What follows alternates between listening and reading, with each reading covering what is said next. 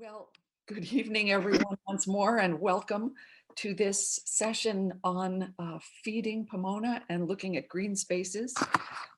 Let me start by just inviting you in the transition. Just take a moment, close your eyes, and take a breath.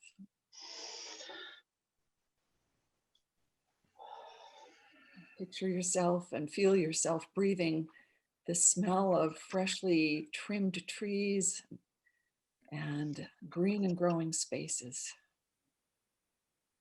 We want to invite this sense of spaciousness and imagination and breath as we talk about what our community might be like as we imagine and reimagine the questions of green space and green and growing things and feeding our community in new ways. So a few logistical notes. I'm Nora Jacob from Urban Mission Community Partners. We're recording this event and we will be capturing chat room messages. So please, if you have questions as the presentations are going on, put your questions into the chat box. We've got a couple of people monitoring the chat boxes. But if you find you can't use the chat boxes and we're at a point where you can ask a question, use either do something active with your hand, like waving it, or put the little raised hand icon up. If you think of something afterwards, if you prefer, we are all about continuing this conversation beyond this Zoom space. So you can email Michael Whitmer, who's the recording secretary for Pomona Sustainable Food Alliance, at mgwitmer@aol.com. He's putting it into the chat right now. And since we are recording, if you don't want to be seen or have your name be seen, just, do the things you need to do to stay in the conversation and not be seen. I trust you know how to turn off do this video. So with that, I would like to introduce Michael Whitmer to talk a little bit about setting the stage. Go ahead, Michael. Thank you, Nora. I'm going to see everybody here. I see my audience. Thank you, Nora. The Pomona Sustainable Food Alliance is sponsoring this breakout session tonight. And I want to just tell you a little bit about us.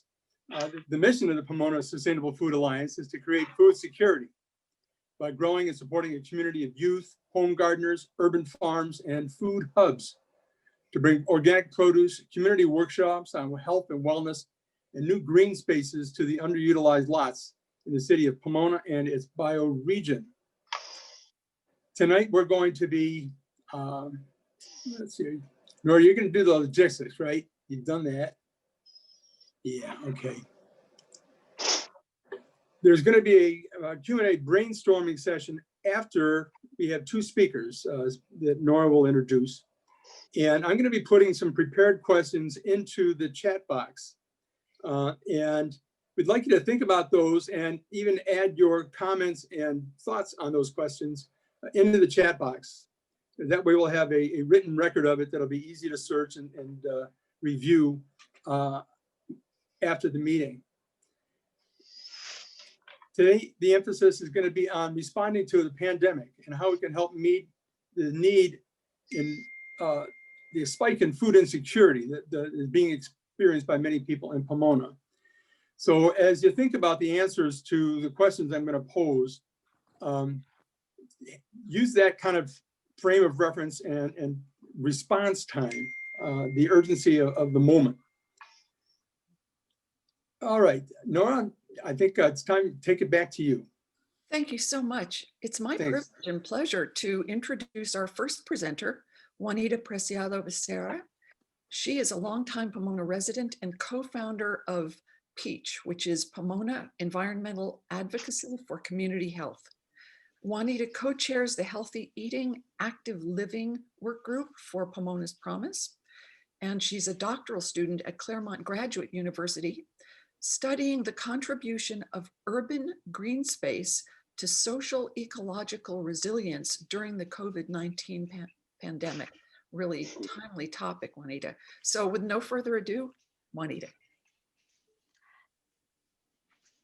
Thank you very much. Thank you very much, Nora, for the presentation. I think we have some slides that need to go up. So I'll just, there we are. Okay, hi everyone. So we're gonna liven things up this Thursday night because I know it's about dinner time. So let's see if we can get this party started. So we're gonna talk about how can urban agriculture specifically help Pomona grow her way into food security. So slide, please. So really, we're going to take a deep dive into how we can respond with compassion in a time of crisis. Slide, please. So let's give you guys some context, and I'm sure we all hear it all the time. So right now, our city is grappling with social, economic, and health challenges that have been, sharpened by COVID-19. Pomona is second in Los Angeles County for all COVID cases, and we're only second to the city of Los Angeles. Our unemployment rate has quadrupled from May 2020, and as of last month, it was around 16%, our unemployment rate. And so what we've seen is that food banks have seen an influx of families with express need and have been overwhelmed by these new challenges. Slide, please. So in 2018, Pomona adopted the Charter of Compassion, declaring itself to be a city of compassion. And so what does that really mean? And we have here a definition of compassion means to becoming most deeply human. It revives the pulse of one depleted by heartbreak and suffering. It sustains the pulse of interior freedom and grounded, empowered care. And it resuscitates the pulse of the person deadened by brutality, uniting him or her once more with the community. Compassion is the heartbeat that restores life. Compassion is the bond of genuine connection. And again, within that beautiful definition, we're really going to look at what grounded, empowered care really means. So can we take the next slide, please? So what tangible activities can we do that would look like grounded, empowered care based on that last definition we just saw? Especially now during COVID-19, where so many families and individuals are suffering. How can we rise to the challenge? How can Pomona meet this moment and become a city of engaged compassion during this crisis? Slide, please. So historically, in times of crisis, society has often turned to urban agriculture to build the community's resilience. During World War I and World War II, for example, throughout the UK and the US, Liberty Gardens, War Gardens, and Victory Gardens were established to not only address food security issues, but also to bolster morale and really enhance mental health at that point. These were so important to reconnect the community to Mother Earth. And although those times were very challenging, it was indeed access to urban green space that helped ameliorate those challenges for these individuals at that time. Slide, please. Today, once again, the pandemic has shown us that spending time in green spaces is beneficial to the physical and mental health of the community. And unfortunately, unlike times before, we're dealing with urban landscapes that are drastically different, right? We're looking at high urbanization, high density cities with little access to urban green space. So what can we do with these present realities? Slide, please. How can we still get the known benefits of spending time with nature while also living out compassion to overcome the shortage of food and all of the compounding challenges posed by the pandemic? Slide, please. And ta-da, we can really start by growing our own green spaces, by growing our own healthy foods, by preparing healthy meals, and by sharing them with friends and family. So if we look at I don't know about you guys, I live in North Pomona. So if you look at my neighbors' yards, you see that there is, at least for me, there's a copious amount of citrus, and other fruits and vegetables that my neighbors grow. So we can really see that agriculture is actually all around us still. Slide, please. Um, really by harvesting what grows around us already, by looking at the fruit trees and wild vegetables. For example, my family in particular, we grow nopales in our backyard. And we share those with our neighbors. By the process of urban harvesting and gleaning is one way to enjoy and share the blessings of nature with our friends and our neighbors. And even in a pandemic, we can go out and still pick our fruit within our trees or within our church lots, or if we see that a neighbor, we could still help community members while still not increasing the risk of us catching or being infected by COVID, by simply gleaning the fruit that we see and then donating it to food banks in need. This food can be healthy.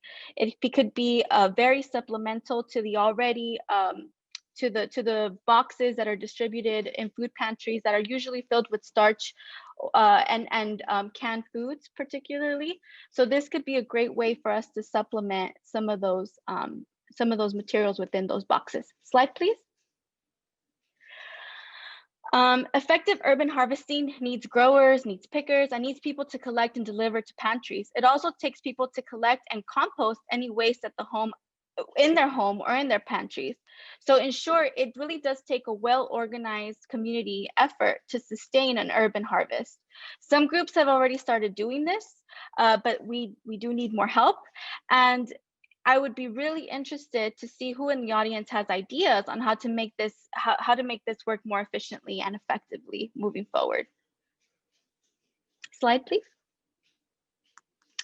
And in sum, urban harvesting can certainly help build community. It can really create tangible action items by going outside, grabbing your family, being able to glean some fruit trees, getting nature in your eyeballs, and then taking that a step further by sharing your blessings. It also helps by reducing food waste. A lot of times, when we are growing lots of vegetables or fruit trees, they give us in large amounts. So if we don't glean them, chances are they're gonna go bad, right? They're just gonna stay there. And it's actually by donating those, we can reduce food waste. We can also increase food security and improve the nutritional value of pantry offerings.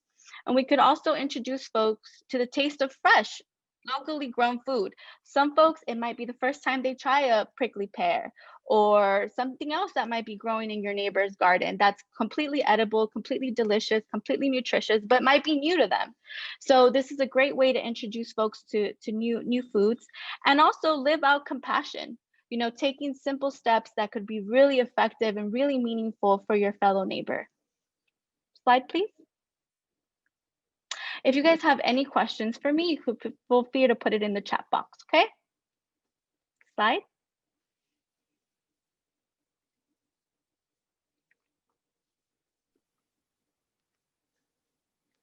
Thank you so much. So folks, there's the invitation, the first invitation. If you have questions or curiosity about this and or want to answer the question or address the question that Michael put into the chat box as Juanita was beginning, please go ahead and do that. We're going to keep the conversations going with our two keynote presenters, and because we have allowed time for discussion after each of them presents. So it's now my pleasure to introduce my colleague and Reverend Farmer, Stephen Yorba. Stephen brings more than 3 decades of experience in community wellness and education. He oversees the development and implementation of Urban Mission Community Partners' Urban Agriculture Program.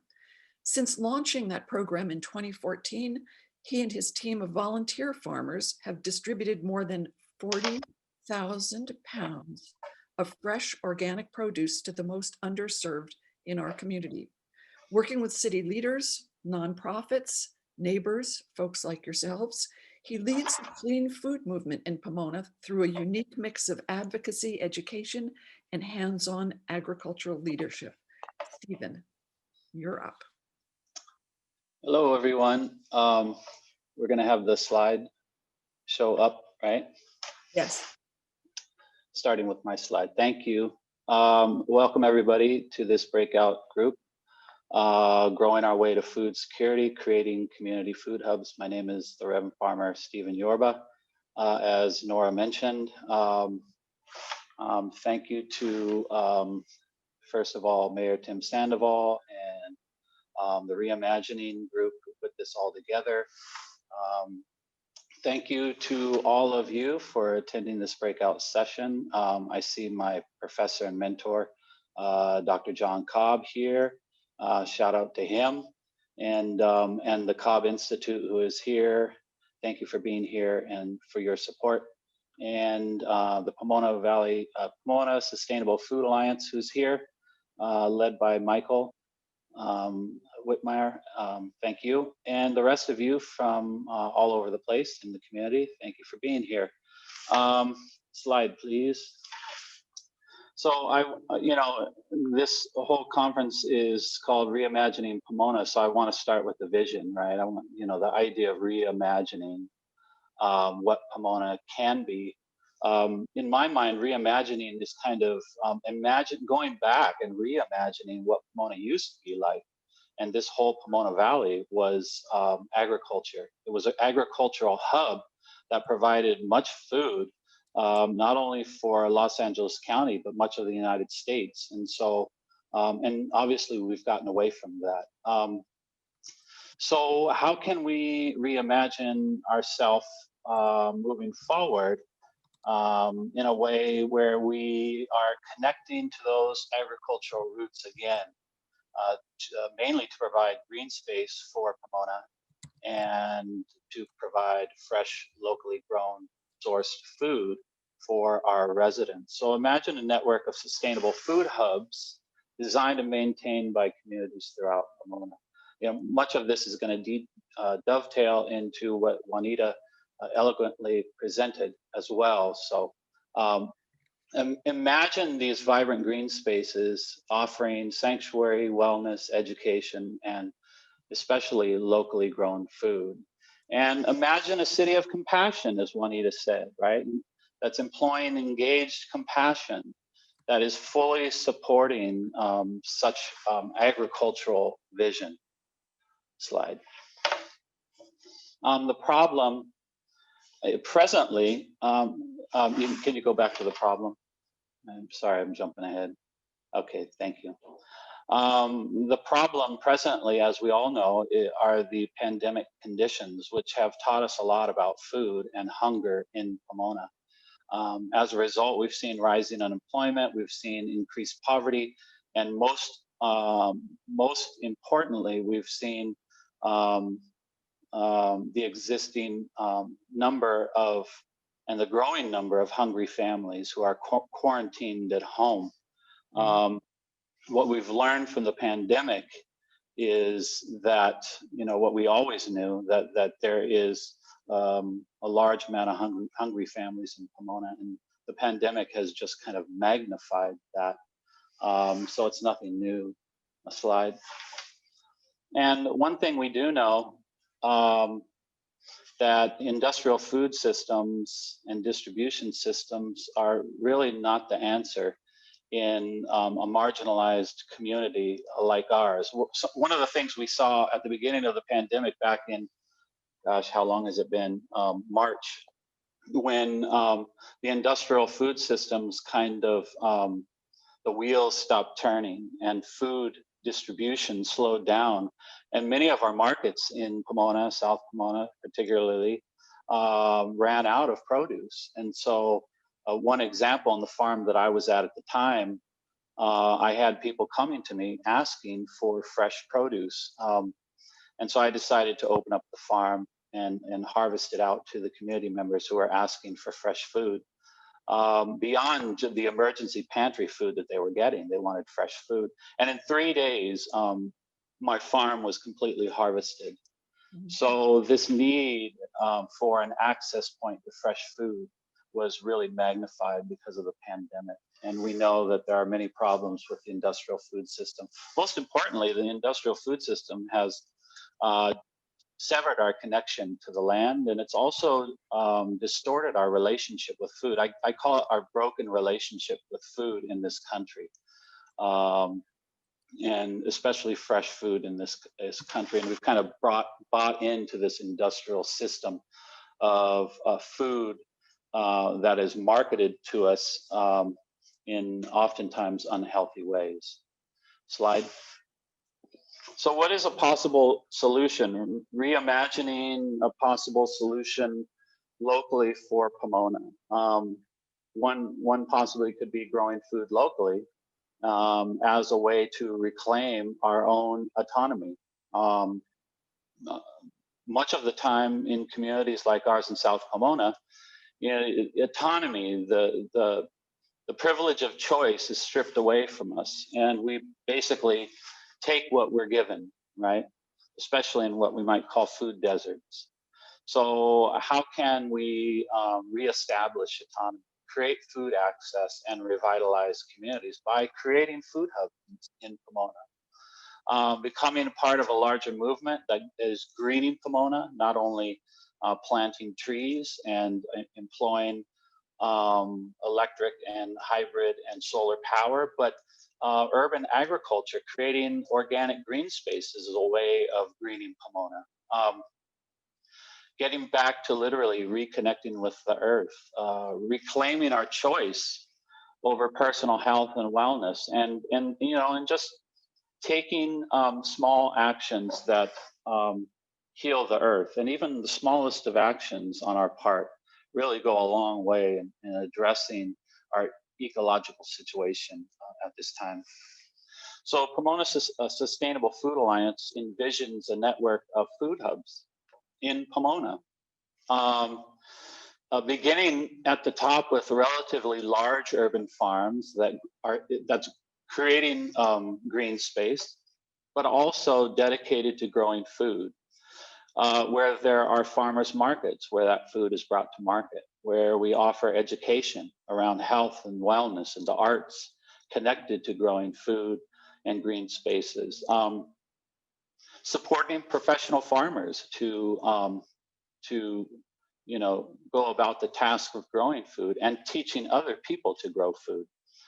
And this, in a sense, generates support for another level of green space, you know, significant community gardens in churchyards, schoolyards, public spaces. Imagine the churches in Pomona taking up this charge, right? Who are oftentimes sitting on a lot of land that is unused. You know, one example right now, we're working with Westmont United Methodist Church, who has a lot of land, vacant land, and they want to start a community garden there, which would provide fresh food for that community. And that in turn would generate support for family and personal gardens in private spaces. As Juanita alluded to, let's remember that, you know, in World War II, Americans produced 45% of all produce in their backyards. That's 45%, almost half of our produce was produced privately.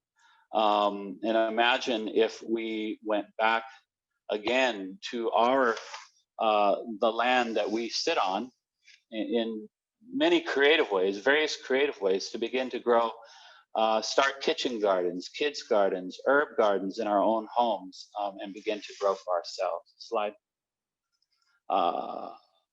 Yeah, next slide. Okay. But starting food hubs in Pomona poses obviously different challenges at many levels. Creative ideas around garnering civic support, land acquisition, development of food co-ops, financing, supporting professional farmers and such. I would like to say that in terms of garnering civic support, right now we're building Lopez Urban Farm, which is 2.5 acres, and that happens to be on Pomona Unified School District land. And so we have joined in partnership with the school district to take acquisition of that 2.5 acres to create a community green space, and we'll have about a 1/2 acre of vegetable farming there with the market. Community gardens need creative action, encouraging and organizing congregations, schools, neighborhoods to take on this challenge. providing them with the tools, materials, training, ongoing support as they stand their gardens up and build community cohesion. And I will say community cohesion is a really important part of this. In my work in Pomona in building farms and gardens, I've not seen anything more powerful in bringing families and community together as these green spaces do. When we get our families involved in growing, it's a magical experience, which is another cost benefit for heading in this direction. Means of replenishing a pool, a means of replenishing a pool of enthusiastic volunteers, help in generating the funds needed to keep the enterprise afloat. Next slide, please. Next slide. Household gardens need an infrastructure of support as families decide to take on the challenge. What support would you need in order to grow your own food at your own residence? You could imagine that larger farms supporting church gardens and farm gardens, and also encouraging families to go and grow for themselves. And those larger food hubs, those larger farms, giving them education, going back to their homes, helping them get started and helping them maintain. And all of that food collectively is brought into a system, an economic system of distributing food within Pomona, creating access points of fresh food all over the city. When we sat in front of Mayor Tim Sandoval months ago, we asked him to imagine these green hubs spread out in every community throughout Pomona, vibrant green spaces where families come and grow and heal and play and learn and feel safe. Imagine how that would revitalize the city of Pomona. Imagine how that would put us on the map in Pomona Valley. I can't think of any city in Pomona Valley that is doing such a project, and or in Los Angeles County. So imagine that. So Pomona Valley, Pomona Sustainable Food Alliance has already taken up the challenge of setting up hubs by supporting urban farms like Lopez Eco Farm, Amy's Farm, Westmont United Methodist Church. And so this is in its infancy, and it's something that we really think can take off if we're supported by communities, by the political establishment, and by the school district and nonprofits and others who are engaged in the work of feeding our hungry families in Pomona. Final slide. Next slide. And so,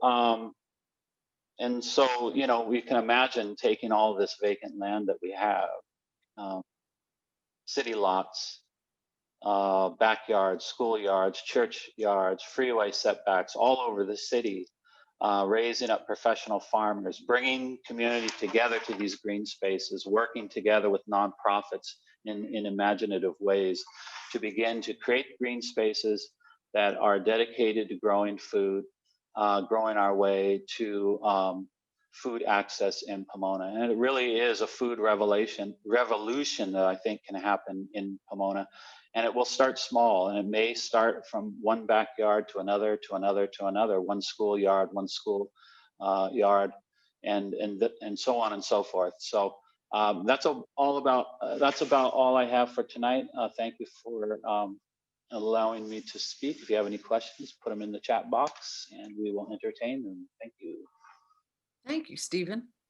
So this is a food revolution, and what comes next are the revelations, because that's from you all. So because our focus is on the COVID-19 crisis and beyond, we're kind of looking at proposals that will help start reimagining and reimagining us through this, but well beyond it, as both Juanita and Stephen have envisioned for us. So I think I'm going to just go with the questions that Michael posed. So the first one, and I know things have been posted in here, but we figure we could take about 5 minutes apiece and get some feedback. How can we get more food, fresh produce to the food pantries? Did anything come up in chat? Or Juanita, I saw you start to answer that. Yeah, so one way is if we can start engaging with our neighbors, as we walk through our neighborhoods, and if we see that there's a tree that has a copious amount of fruits, or if we see that, hey, that our neighbor, Paul has something if we can ask them if they would be generous enough to glean and donate. I think that that's one simple way that we can start um, supplementing some of these food pantries. And I'm open to other suggestions. There was actually a pilot program that was done over the summer, and in which this very basic model of just Instagram posts or reaching out to a neighbor, we collected over 600 pounds of fresh fruits and vegetables through that very simple, informal approach. So I could only imagine what we would collect if we got more neighbors and more communities in Pomona involved. I think that it would be a great challenge for ourselves, but also a great way to really do that engaged compassion that we talked about. Thank you. I see now in the chat, Linda and John Barkman. Linda is part of Urban Mission Community Partners, and she said, for those of us who have urban farms, how can we connect to hubs? And so that's my follow-up thought, Juanita, to what you just said. It's great to ask your neighbors, and Paul at one place and Juanito at another place donate, but who writes down their names and addresses? Who goes back to contact them? Who starts to be the organizer of these hubs? And how can we make those hubs known to our neighbors? Absolutely. Well, I think that it could definitely be something that is done within church organizations. So for example, if there's a contact person within a church who would be willing to be that hub of collection, like a hub of collection site, then we can connect them to a urban farm. I know that Pastor Stephen actually has really great replicable models that can be used at different scales. So I think it just depends on how we want to, what boundaries we want to think about the issue. So if we want to look at a specific neighborhood or a street, if one person for example wants to be that organizer who really is passionate about getting fresh fruits to families in Pomona, then it really wouldn't require too much of a time commitment other than to get the word out within their block, within their street, within their congregation, within their family network, and then them be the connector. So that for example, to Lopez Farm, which was actually one of our donation sites, or to Michael to plug us back in and say, hey, we have, we want to start this up within our congregation, within our city block. How can we be involved? And in that point, that is where we will definitely facilitate that process. Awesome. And I would just add, somebody mentioned capitalist systems in the chat, I think. In terms of food hubs, large farms, church gardens, school gardens, personal homes, seeing these all connected together as an alternative system of food distribution, creating access points where this food is there's the creation of an economic system, right? That takes all of this food and distributes it in ways that is beneficial and accessible to our community.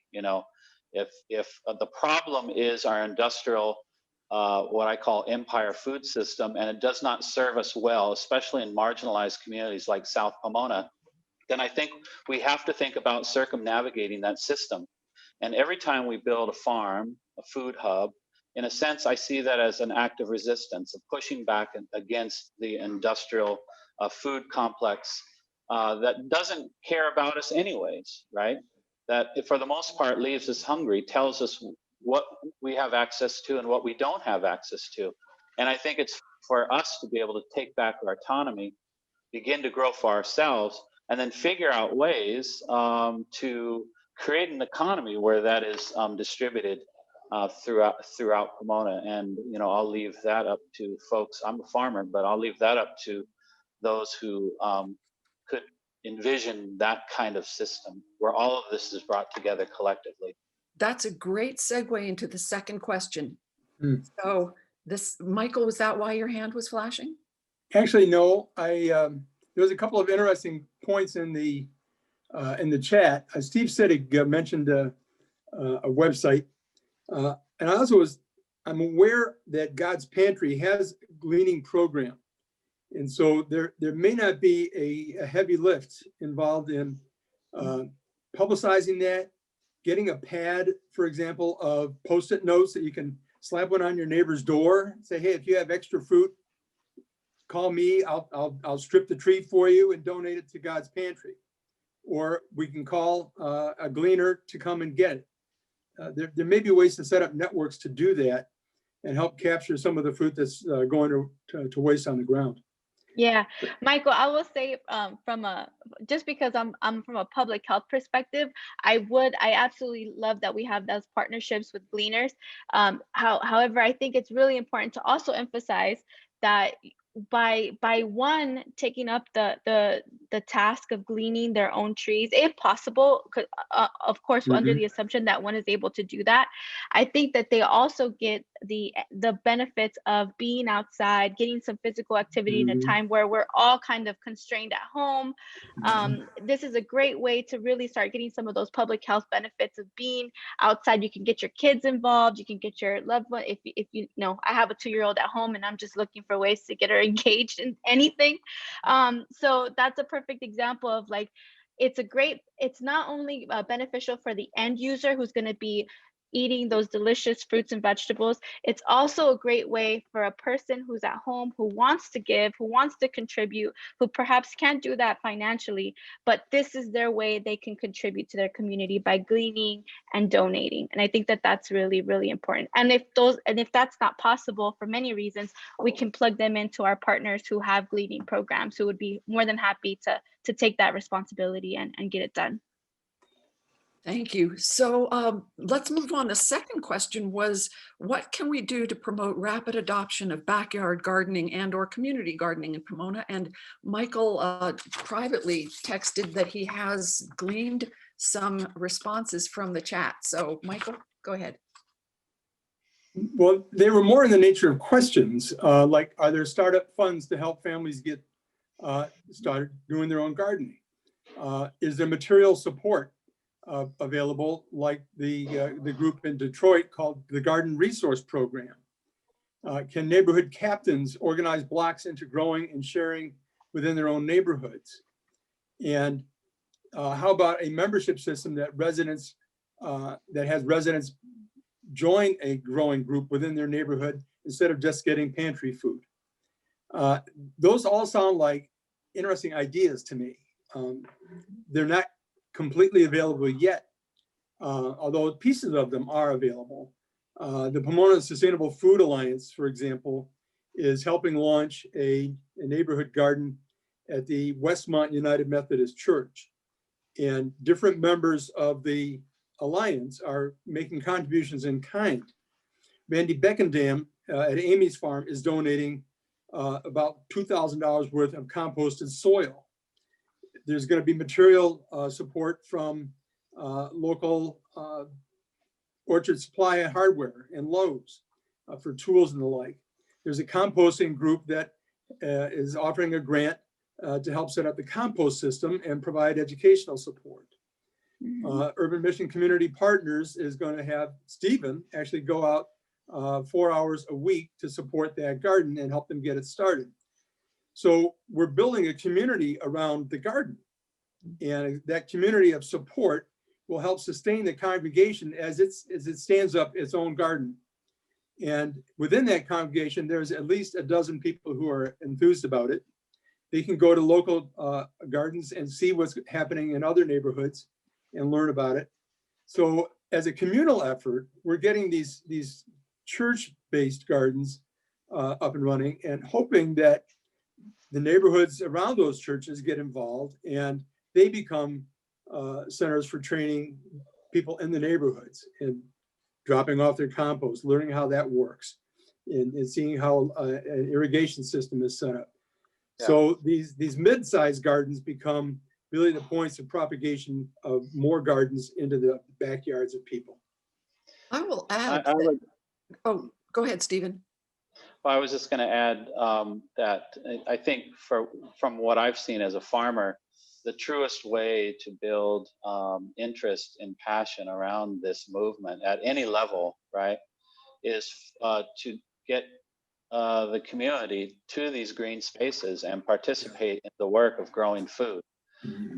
For example, at Lopez Urban Farm, coming to volunteer on our farm work days and engaging in the process of farming, growing food, and seeing the food, putting your sweat equity into that, and seeing it go from seed to harvest to table and receiving education. I've seen families transformed by this process and wanting to go back to their homes and engage in the work of growing in their own spaces. And so, I know that Lopez Urban Farm is open to volunteers. Amy's Farm, you can go there any day of the week and volunteer. Eagle Farm is always looking for volunteers. And these are well-established farms in close radius to one another that folks can come and just get your hands dirty and see if it doesn't see if something magical doesn't happen. Yeah, Stephen, I just want to piggyback off that comment. I think that what we're really seeing is that these urban hubs are becoming these beacons of ecosystem services of green spaces, because that's exactly what happens in green spaces that are functioning as they should. You see a lot of social cohesion, you see a lot of people feeling safe. And in Pomona particularly, our parks in the city may not be fulfilling those needs for Pomona residents. So it's almost like we created an alternative urban green space within these community gardens, because we have all those hubs, because we have the ones you mentioned, Lopez and Eco Farm and Greener Stems and Growing Roots. And so I think that what you see is you really see community members kind of creating the types of green spaces they would like, and really having a good commitment and trust within those spaces. So it's a really beautiful thing to see. Thank you. I want to ask Andy Q to follow up. Would you talk about farm to table schools? Yes, there's a lady. Can you guys hear me okay? Yes? Yeah. Yep. Okay, a lady named Alice Walter. She championed the farm to table many years ago, and it really pushing towards basically farms on schools. So has done a lot of work. Again, just imagine every school, every K-12 school had a dedicated community farm that these schools would end up feeding themselves, creating their own salad bars and things of that nature. However, again, you got a lot of pushback from new unions on the federal level, because again, decisions are made whether what milk or what products are going to be sold at a federal level. So a group like ours, I mean, within civic engagement and really strategizing within a school district to create alternative answers to doing it the way we have naturally been doing it. And again, we're dealing with a big capitalist system that is buying in large bulk. But again, our long term, I think we're very caring people, and we need to create a path possibly for the future where, again, I got a 5-year-old child. When he's, let's say, 10 years old and going to a elementary school, I think it'd be nice if he got credits in school and got his learning experience by taking part in community gardening activities, because you can learn science and vocabulary and self-sustainability and all that stuff. So again, a long-term vision with a group like ours is, one, pushing back against the big system in order to have more local answers. But second, I thought I would just also offer, I worked for San Gabriel Valley Conservation Corps for a number of years, and we had a 4.9 acre farm in the city of El Monte. I was a director of the community farm for about 3 years, and it was based for 3 things. 1, community education. 2, gang reduction or violence reduction. and three regional training center. So this 4.9 acre farm, um, it was butted up right against a community garden where a family could spend $25 a year to get a 5x5 garden space. Um, Within our space, we had a regional training center where families can come and get experience and learning from master gardeners and from our core members. So they get trained at our space. They could rent, if they have an apartment, they could rent a space for $25 a year and grow their own from what they've learned, or they could take it back to their home, and then everything is being trained on one plot for the most part. Now, when we talk about gang reduction, or violence reduction, it's we hired a lot of parolees or youth on probation that were adjudicated, and so they work very hard. They'd have to get up at 5 in the morning, work from 6 to like noon, and then by the time they'd be tired. And so you got that group of people that are going to sleep early in order to keep a job to stay out of the jail, and that's a restorative justice part of it, by employing. Now, again, like with Lopez Elementary, I'm thinking, I mean, you got a number of job programs for youth, and TSC, temporary subsidized employment, and summer jobs, and it's just really, we need the coordination to get that population, whether it be foster youth or adjudicated youth or parolees, trying to do a program to really put the sweat equity within community gardening. Thank Um, you, Rudy. I could really imagine something wonderful happening in Pomona, but again, a group like us will have to put a lot of thought process into creating something that's sustainable long term. Thank you. And of course, I'd be more than happy to help in any way I can with the experience that I have. So, Thank you very much.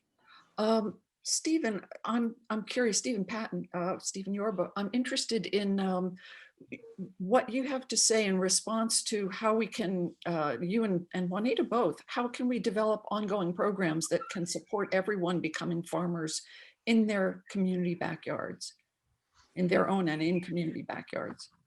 Any thoughts about how we can make gardening a community activity that way? Well, I appreciate what Andy brought to the table. I really think that if we can, inspire young people as young as possible and get this into their bones, we have a great chance. We've lost about 2 generations of farmers in this country, and that's going to really hurt us in the future. And so we got to start really young. And I think school-wide programs, agricultural programs, have to be implemented in Pomona Unified School District. We have to have, every school has to have a school garden, operating school garden. It has to be part of the curriculum, service learning curriculum around gardening and agriculture. And that's the only way we're really going to inspire this young generation to take hold of this. Lopez Urban Farm, it's I think it's the first example of a nonprofit creating an agreement with Pomona Unified School District to possess a piece of their property, 2.5 acres, for the purpose of creating a green space and a farm.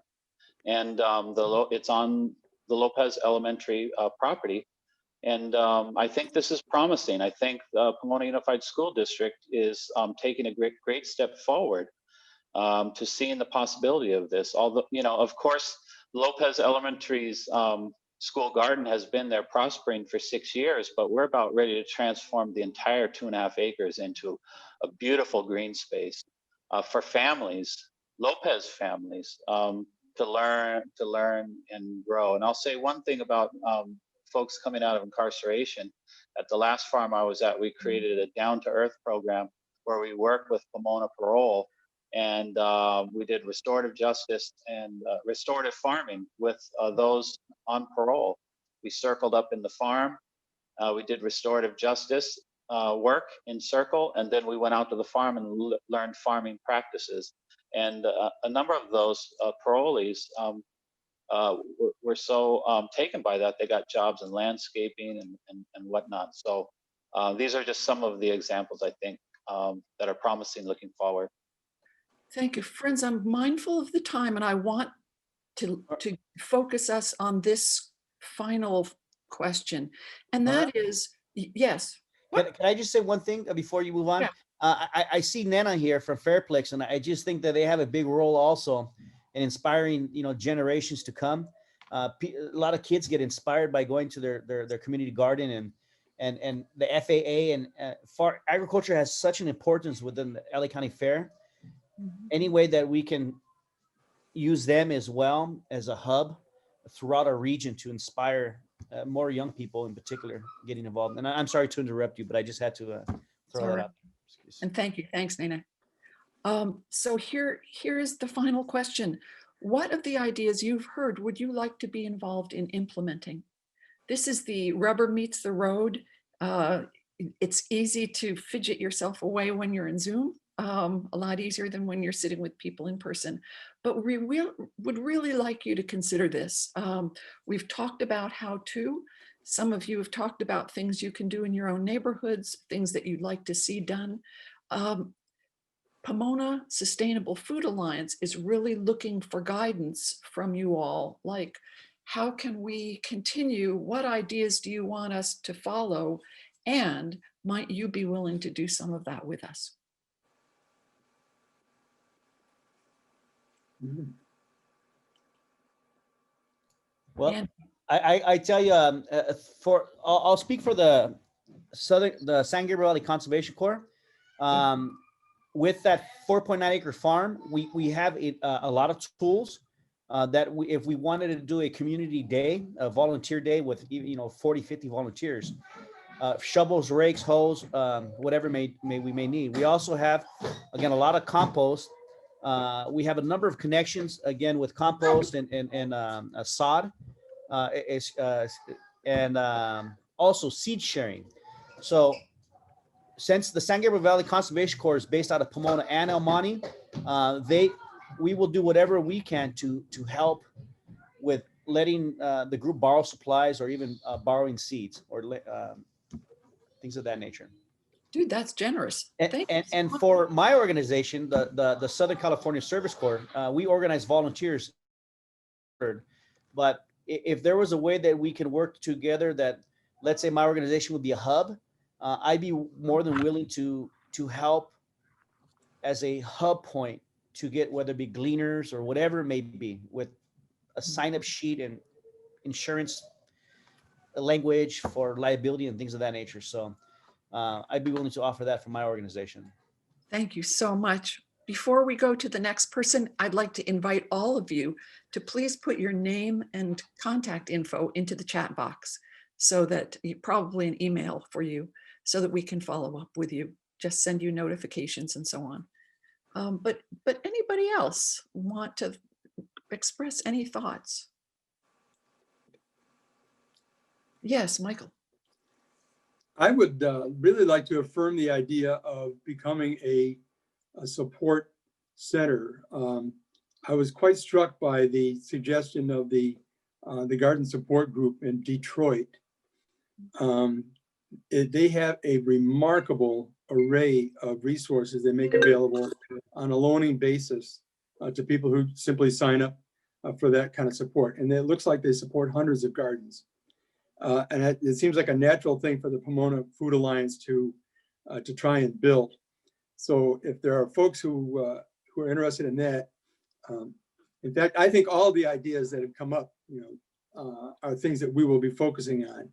And if you know people that might like to get involved, or if you yourself would like to get involved, let us stay in touch and see if we can't build something. Thanks. Thank you. So I see that Bill Dodge, you were adding to sort of midway in the chat. Can we develop ongoing programs that can support everyone becoming farmers in their and community backyards, like the Garden Resource Program does in Detroit? Would you like to say a little bit about that, and whether you have a contact in Detroit that we might reach to? No, Bill Dodge, thank you very much. And Michael has really very much, I think, made the point I was trying to make. I think what impressed me about that program, and I'm not an expert, I just saw a great article on it, is that its intent is to provide the capacity for anybody who wants to be a farmer to become one. And it provides training, it provides technical assistance, provides seeds, it provides tools, it does whatever is necessary to get people started and to keep the projects moving along. And as Michael says, they have like 1,500 gardens of various sizes right now in Detroit. And I hate to think of the pandemic as offering opportunities, but I mean, is this a good time to really think about finding the resources that would allow us to provide that capacity? Can we tap into the CARES funds, for example, in some way, or another, hopefully, round of funding that for the pandemic that would help us create that capacity? I think at the beginning of the evening, we talked about a 20% unemployment rate in Pomona. Can we somehow or the other engage some of the people who are unemployed and find ways to provide some support for them if they get involved in a program like this? Not necessarily to be the farmers. I think they can be, but I think everybody in Pomona has a chance of being that. But to provide that capacity, so as individuals or families or schools or others want to get started, they know there's a resource there they can tap to help them get started and to keep them moving along. Thank you so much. There are someone at the school district sent me a link to like an online database of all the farming and gardening related grants, I think maybe in California. And I looked at it at the time that we were working with Pomona Unified on our MOU, and I just kind of breathed a deep sigh and said, I can't do that right now, but it's a worthy project once we're up to that point. So yeah, looking at funding. Anything else for the good of the order? All right, I hope Just you've taken one the last thing. put your info in. Yes, Michael. If people want to hang around and chat after the formal close of the meeting, we'll keep the Zoom conference open as long as people want to talk. And I hope you do. There's some folks here that I think had some important things to say that I haven't heard. Thank you, Thank Michael. you so much. Pomona Sustainable Food Alliance typically meets the first Tuesday of the month, but because of people's holiday travel plans, they'll be meeting on the second Tuesday of December, and we'll circulate an invitation to talk about what we learned tonight, what we were thinking about and dreaming about tonight, and what steps we can take to implement specific proposals. I'll bring it back to the specific focus of this evening, which is in 4 months, we'd like to be able to take something to the second round of Pomona Reimagining and say, this is what's happened since we met last as a community. This is what's going on in terms of green and growing spaces. So don't just dream big, dream very small about one thing that can make a difference for now. And with that, I personally am going to say good night and thank you to, let's give a round of applause again to Juanita and to Stephen. Whatever we do applause, yep. And thanks again to the Cobb Institute, City of Pomona, to the Latino Roundtable, and our other sponsors. Have a beautiful night. Thank you. So those who want to stay around and talk, stay around.